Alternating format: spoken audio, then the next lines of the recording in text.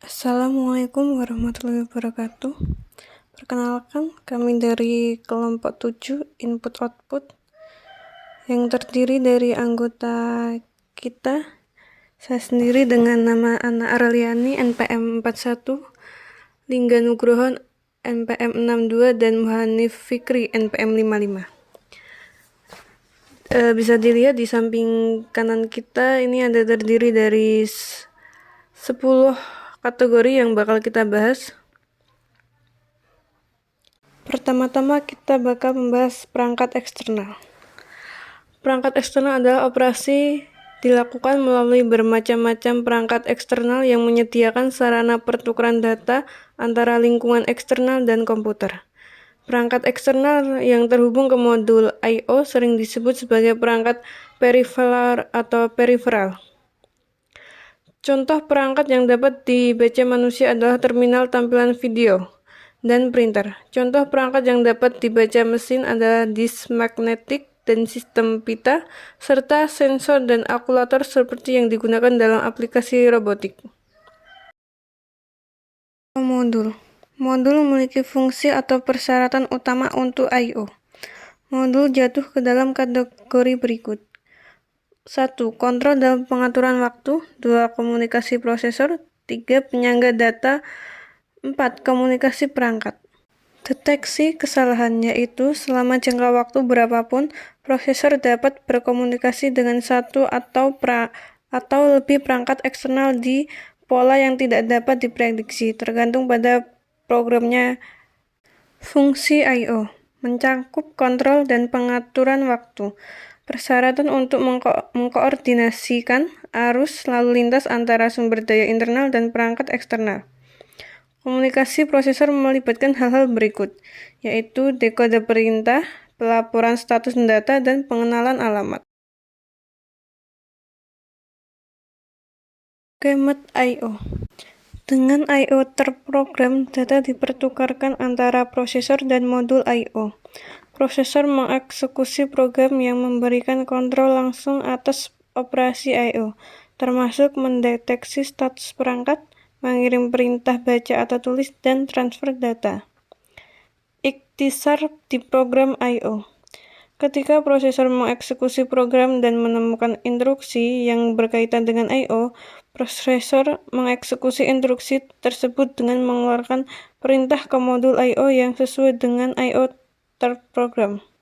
Modul I/O akan menjalankan permintaan tindakan dan kemudian mengatur bit yang sesuai dalam register status I/O. I/O perintah. Untuk mengeksekusi instruksi terkait I/O, prosesor mengeluarkan alamat, menentukan modul I/O tertentu, dan perangkat eksternal dan perintah I/O. Ada 4 jenis perintah I/O yang mungkin diterima oleh modul I/O ketika ditangani oleh prosesor, yaitu kontrol, tes, baca, dan menulis. Instruksi I/O. Dengan I/O terprogram, ada korespondensi yang erat antara instruksi terkait I/O yang diambil prosesor dari memori dan perintah I/O yang dikeluarkan prosesor ke modul I/O untuk menjalankan instruksi. Mari kita pertimbangkan identifikasi perangkat terlebih dahulu. Ada 4 kategori umum teknik yang digunakan. Yang pertama adalah beberapa saluran interupsi. Yang kedua, jejak pendapatan perangkat lunak. Yang ketiga, rantai Daisy atau jejak pendapat perangkat keras vektor. Yang keempat, arbitrase bus defektor. Contoh struktur interupsi antara lain pengontrol interupsi Intel 82J59A,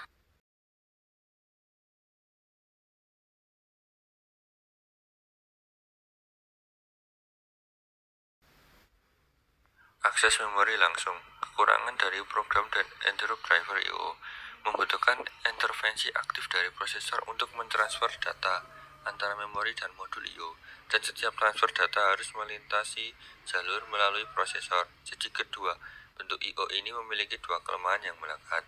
Yang pertama adalah kecepatan transfer I/O. Yang kedua adalah prosesor terikat dalam mengelola transfer. Pertimbangan transfer data menggunakan program sederhana I/O. melayani tugas I/O dan dapat memindahkan data dengan kecepatan yang agak tinggi. Interrupt I/O membebaskan prosesor sampai batas tertentu dengan mengorbankan kecepatan transfer I/O. Namun demikian, kedua metode tersebut dapat memperburuk pada aktivitas prosesor dan kecepatan I/O. Ketika volume data yang besar akan dipindahkan, diperlukan teknik yang lebih efisien. Akses cache langsung. DMA telah terbukti sebagai sarana yang efektif untuk meningkatkan kinerja I/O dengan perangkat peripheral dan lalu lintas I/O jaringan. Namun untuk peningkatan dalam kecepatan data untuk jaringan I/O, DMA tidak dapat diskalakan untuk memenuhi peningkatan. Di dalam bagian ini, kami akan menunjukkan bagaimana mengaktifkan fungsi I/O untuk memiliki langsung akses ke cache dapat meningkatkan kinerja. Sebuah teknik yang dikenal sebagai akses cache langsung. Sepanjang bagian ini, kita hanya memperlihatkan cache yang paling dekat dengan memori utama, yang disebut sebagai cache level terakhir. Di beberapa sistem, ini akan menjadi cache L2, di sistem lain cache L3. Untuk memulai, kami menjelaskan cara sistem multicore kontemporer menggunakan cache bersama on-chip untuk meningkatkan kinerja DMA. Pendekatan ini melibatkan mengaktifkan fungsi DMA untuk memiliki akses langsung ke cache level terakhir. Selanjutnya kami memeriksa masalah kinerja terkait cache yang muncul saat lalu lintas jaringan berkecepatan tinggi diproses. Dari sana kami melihat beberapa strategi berbeda untuk DCA yang dirancang untuk meningkatkan kinerja pemrosesan protokol jaringan.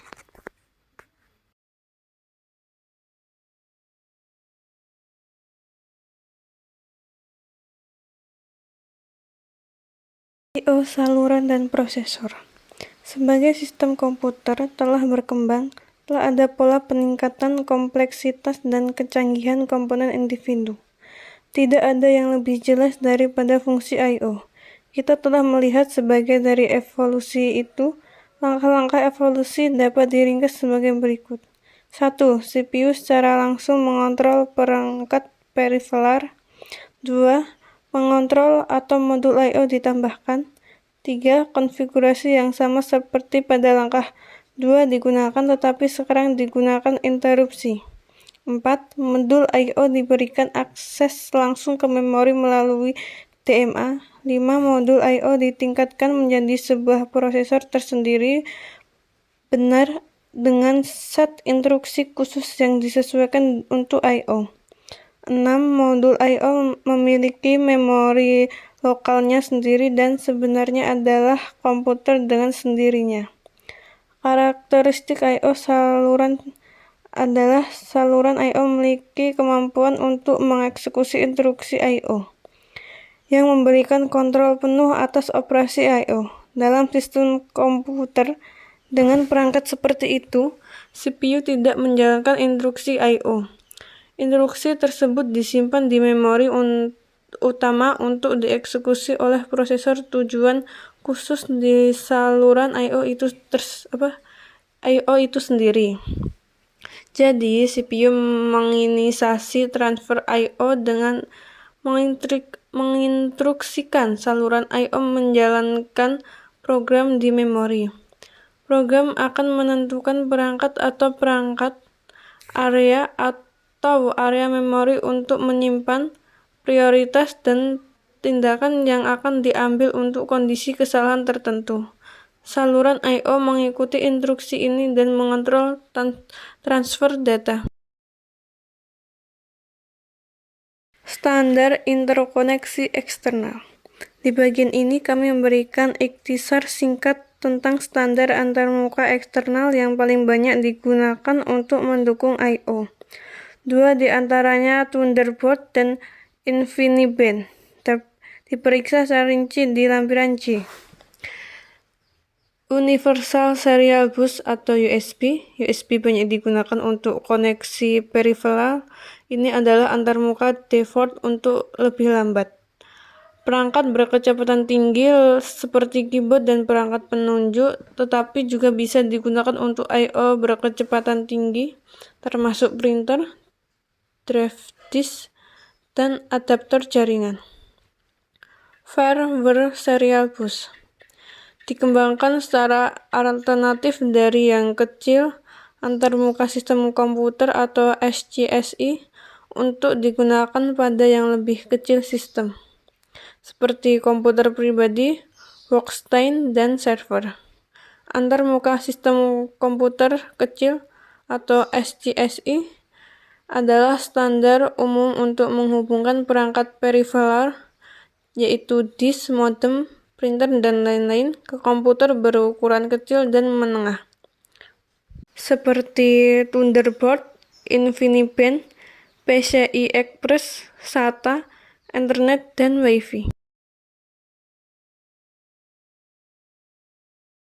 Struktur I/O IBM Enterprise EC12. Enterprise EC12 adalah penawaran komputer mainframe terbaru dari IBM. Pada saat penulisan ini, sistem ini didasarkan pada penggunaan chip prosesor ZS12 yang merupakan chip multicore 5,5 GHz dengan 6 inti. Arsitektur ZEC12 dapat memiliki maksimal 101 chip prosesor dengan total 606 core. Pada bagian ini kita melihat struktur I/O dari Enterprise EC12. Struktur saluran Enterprise EC12 memiliki subsistem I/O khusus yang mengelola semua operasi I/O, sepenuhnya melepas beban pemrosesan dan memori ini dari main organisasi sistem VISO. Untuk menjelaskan organisasi sistem I/O, pertama-tama kita perlu menjelaskan secara singkat menjelaskan tata letak fisik Enterprise EC12.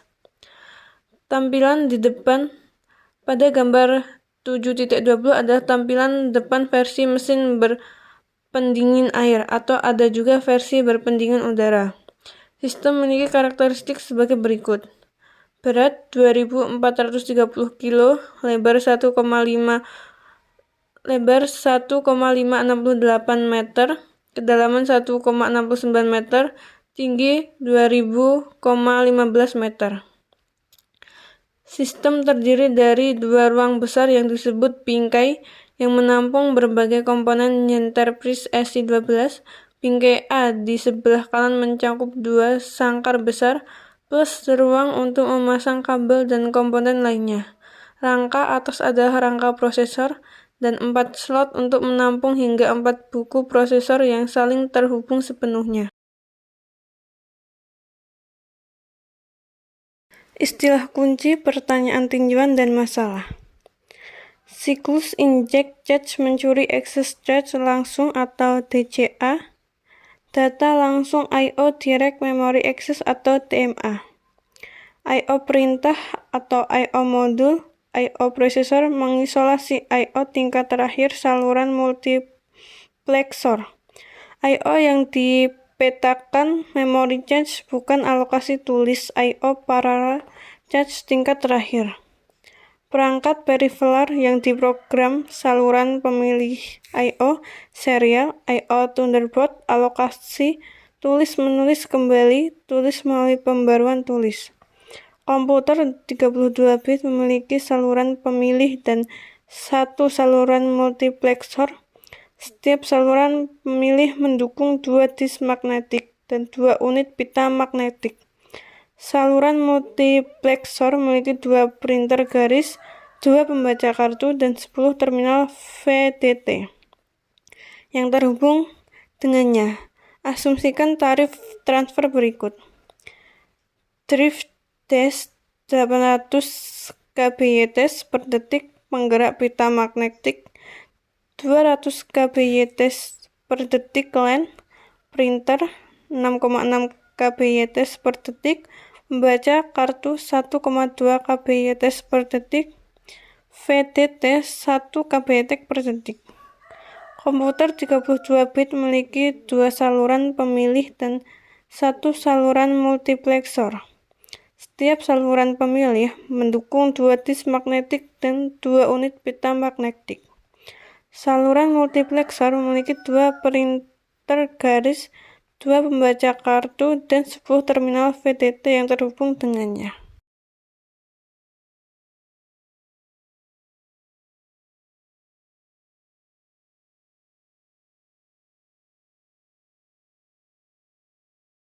Untuk pertanyaan lebih lanjut, bisa langsung komentar saja. Sekian dari kelompok kami. Jika ada kurangnya, mohon maaf yang sebesar-besarnya. Semoga apa yang disampaikan berguna untuk kita semua. Wassalamualaikum warahmatullahi wabarakatuh.